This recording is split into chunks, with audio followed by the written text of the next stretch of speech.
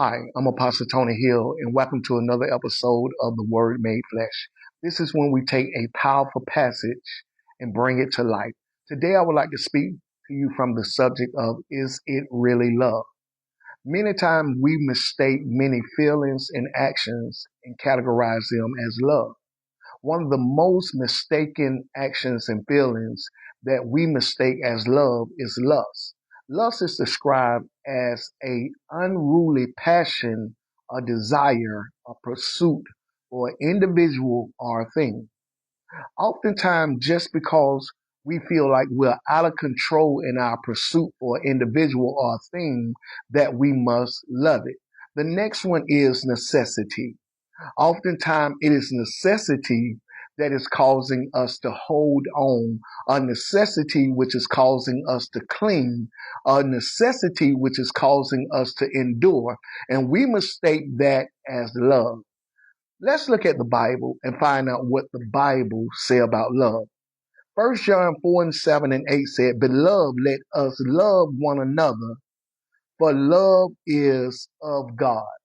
This right here means that love proceeds out of God. That means that anytime that you are experiencing true love, you should be experiencing the love of God, which is pure, unfeigned, genuine concern for the well-being of another. I often tell people that love is a arrow, not a boomerang, meaning that love sometimes goes one way and oftentimes it don't return, but love never changes because love is God. So he says that love is of God, and everyone that loveth is born of God. That means that everyone that loveth proceeds out of God, meaning that when you love, it reveals the godliness in you. When you love, it reveals that you are of God. And many times we don't understand that love is deeper than an emotion, but love is a state of being. Love is a realization or revelation of God himself. Listen to what he said. He that loveth not, he that loveth not, knoweth not God, for God is love. Meaning that when people don't love, they have not had an intimate experience and came to know God.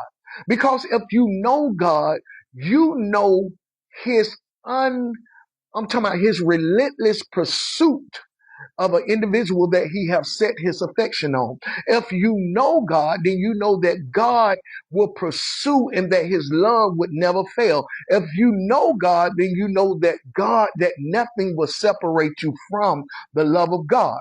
When people are unable to love, it is because they have not yoked themselves to Christ and learned of him and learned what Christ will go through in order to reveal love to another individual. Let's jump. Hebrews 12 and 6 says, "For whom the Lord loveth, he chasteneth and scourgeth every son whom he receiveth."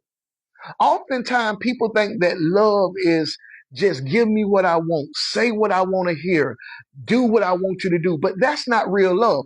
Here it describes that love is also that love will correct you. Love will set you back on course. Love will encourage you and direct you to be that which you was ordained to be.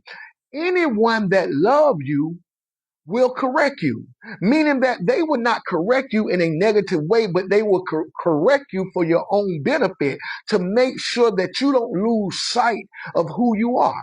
Anytime somebody just let you do whatever you want to do, leave out the house, dress however you want to be dressed, speak however you want to speak, no matter what is the repercussion on you, not because it embarrassed them, but because it is hurting you.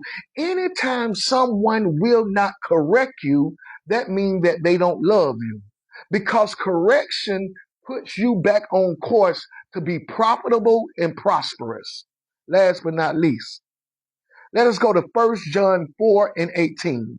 There is no fear in love. My God. There is no fear in love.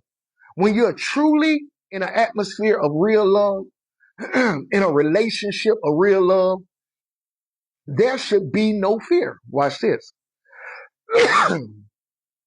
But perfect love casts out fear because fear has torment. That word perfect means telos in the Greek, which means mature. When you become mature in your love, you stop being threatening.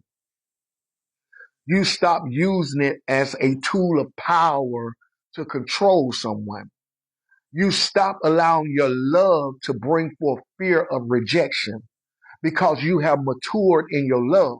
And you understand that love is more powerful than fear. Oftentimes, when we are experiencing conditional love from individuals, it is because it is not the mature love of God. Mature love is able to love you out of anything that you are in. That don't mean that the relationship won't change. It simply means that the love don't change. Let's not be foolish. Even though I love you, if you're dangerous, I must distance myself. Even though I love you, if you have a problem with taking things, I have to protect the things that I have. Even though I love you, you may be violent. That don't mean that I subject myself to your verbal and physical violent nature. It just simply means that I'm mature enough to love you in spite of what you're going through. Love simply means a unselfish, unfeigned, genuine concern for another individual. It means that when I place the affection of love on you, it is not because it's going to benefit me. It's simply because I look and desire for you to be the best you that you can be. This is Apostle Tony Hill with another episode of The Word Made Flesh, where we take a powerful passage and bring it to life. You all have a blessed day.